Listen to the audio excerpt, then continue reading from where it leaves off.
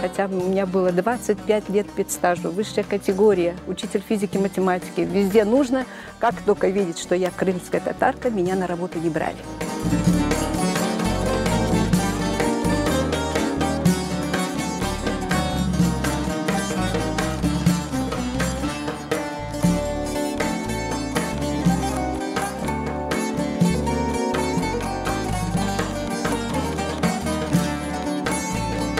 Мы все там бросили, и работу бросили, и дома бросили, да, и вернулись сюда, зная, что будущее связано с нашей землей.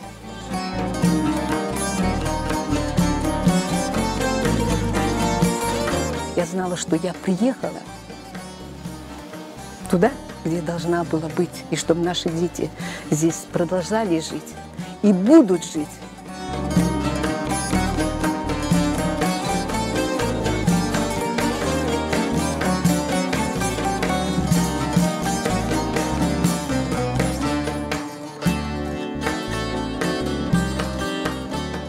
Я в это верю. Доживешь до дней таких, когда обманом ужасным назовут весь этот бред. И те, кто нас не знал, и наш сосед прозреет и поймут. Преступники не мы, а те, кто с умыслом народу лгали.